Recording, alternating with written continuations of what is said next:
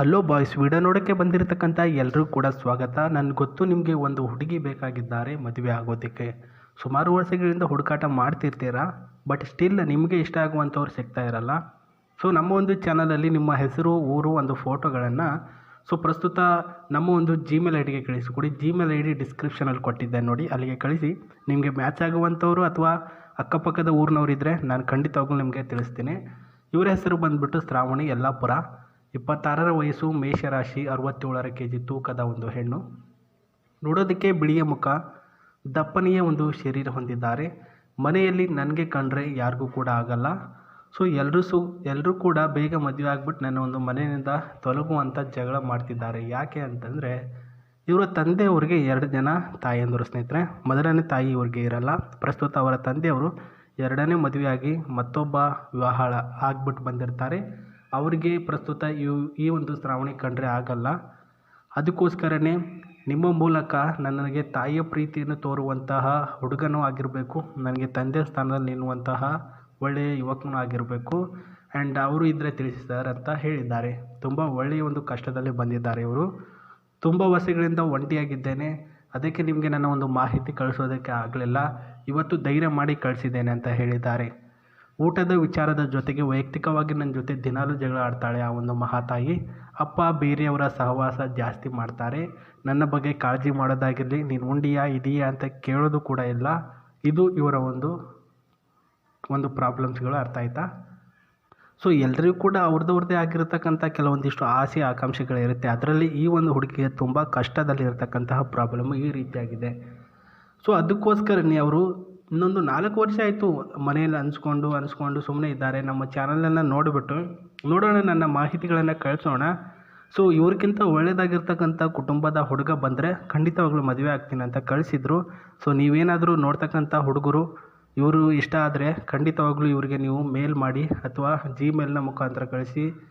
So WhatsApp ಗ್ರೂಪಲ್ಲಿ ಪ್ರಸ್ತುತ ಇವರ ಮಾಹಿತಿ ಇದೆ, ಡಿಸ್ಕ್ರಿಪ್ಷನಲ್ಲಿ ಲಿಂಕ್ ಕೊಟ್ಟಿದ್ದೇನೆ.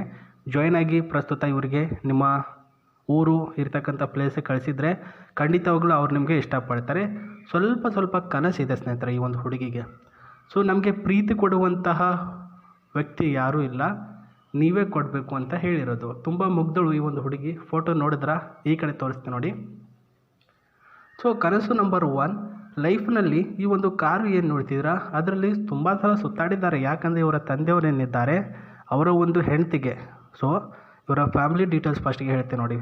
ಇವರ ತಂದೆ ತಾಯಿಯವರು ಪ್ರಸ್ತುತ ಚೆನ್ನಾಗಿದ್ದರು.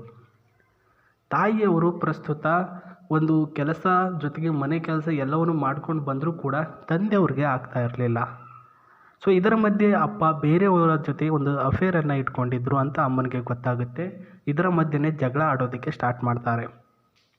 ಅವರು ಮರುದಿನವೂ ಕೂಡ ಒಂದು ಹುಡುಗಿನ ಅಂದರೆ ಬೇರೆ ಒಬ್ಬರನ್ನ ಮದುವೆ ಮಾಡಿಕೊಂಡು ಪ್ರಸ್ತುತ ಕರ್ಕೊಂಬರ್ತಾರೆ, ಗಿರೀಶ್ ಅನ್ನುವಂತಹ ವ್ಯಕ್ತಿ. ಸೊ ಕರ್ಕೊಂಡು ಬಂದಾಗ ಅಮ್ಮನವರು ನೋಡಿ ಸಾಕಾಗಿ ಎದೆ ಹೊಡ್ಕೊಂಡು ಅವರು ನಿಧನ ಹೊಂದ್ತಾರೆ. ಇದು ಅವ್ರ ಹತ್ರ ಇರ್ತಕ್ಕಂಥ ಪ್ರಾಬ್ಲಮ್ಮು. ಸೊ ಮಲತಾಯಿ ಆಗಿರ್ತಕ್ಕಂತಹ ಒಬ್ಬ ತಾಯಿ ಈ ಒಂದು ಹುಡುಗಿಗೆ ನೋಡ್ಕೊಳ್ತಾರಾ? ನೀವೇ ಥಿಂಕ್ ಮಾಡ್ಕೊಳ್ಳಿ. ಈಗಿನ ಕಾಲದಲ್ಲಿಯೂ ಸಹ ಯಾರೂ ನೋಡ್ಕೊಳ್ಳಲ್ಲ ಸ್ನೇಹಿತರೆ. ಎಲ್ಲರೂ ಕೂಡ ಆಸ್ತಿಗಾಗಿ ಬಂದಿರತಕ್ಕಂಥವರೇ ಆಗಿರ್ತಾರೆ.